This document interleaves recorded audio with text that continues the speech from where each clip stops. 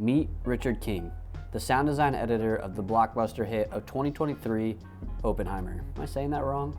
I might be, I don't know. They called him Opie in the movie, so it's Oppenheimer. The marketing of this movie became literally a trend. Between it and Barbie, it was gonna be like the must-go-see movie in theaters. I knew one thing that was gonna make this movie a must-see was the audio. In the trailer alone, it was so good. It literally inspired me to make this video. You may have seen numerous videos of filmmakers talking about the importance of audio, and you have some that even say it's more important than the visual side of filmmaking. And as I agree, but it's kind of a paradox statement. I mean, those two are really not comparable because they're both necessary to make an amazing story, but there's something about sound design that really makes movies interesting. If you're like me, experiencing a movie in theaters is mainly because of the sound. The image quality is nice, but what you don't get from your house is the sound. With Christopher Nolan directing Oppenheimer, I can't say it right, whatever. Sound was gonna play a major role in telling the story. The suspense, the build-up, the emotion. Until somebody builds a bigger one. You are the man who gave them the power to destroy themselves. And the world is not prepared. 8,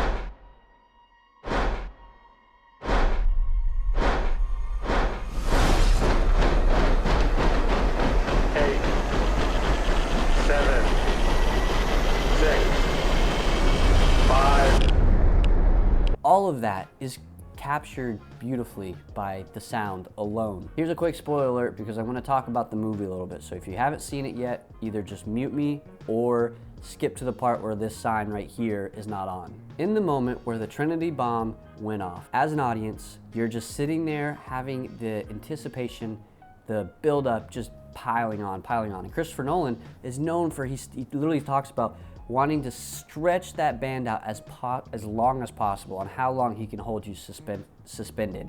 And that countdown did exactly that. And you know, it's a big bomb, so we're expecting it's gonna be this massive explosion. The audio is gonna go crazy.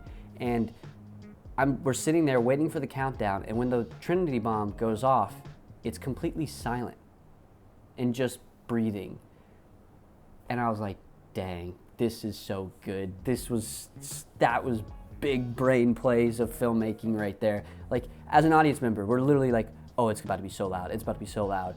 And it's just whew, nothing but breathing while this entire explosion's going off. It was done perfectly. It was such a good call, and man, I wish I had that kind of brain power to think of things like that. That moment probably became the biggest cinematic masterpiece of that movie. So that being said, I've decided I really wanted to improve my sound design capabilities. And so I did just that. I made a little clip that you can watch and let me know what you felt just through the sound design alone. And forewarning, it sucks. It's not good, but it's just a little dip in my toe into figuring out the world of sound design.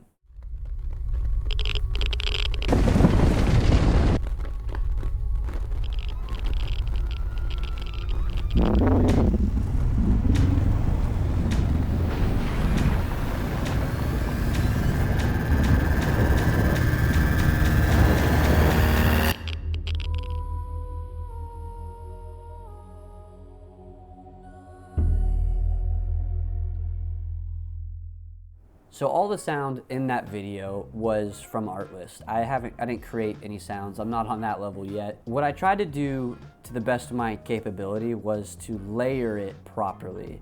And I kind of learned this from Hayden Miller on his channel, talking about going over sound design and how he layered it. Richard King also talks about just layering it each at a time. And I did some research, and that's what they do. They all kind of like, there's some people that only have background noise. Some people only have Foley, some people have ambiance. So it's like, there's a lot of layering that goes into sound design that is such a crazy world to get into. Now, the video was mainly made up of stock footage from Motion Array, which you could probably tell, and it was a little forced on the story, but that wasn't really the main goal of that video. It was strictly just to like be able to craft a story with using certain sounds. And I was definitely heavily inspired by Oppenheimer because they had such dramatic and gritty sounds that were so satisfying to listen to. I couldn't replicate it. I mean, Artlist has some pretty crazy sound effects that are really good, but you could tell that those were just tailored for that movie. So that was a little disappointing. I kind of felt like I sucked at life because I couldn't match it even closely. But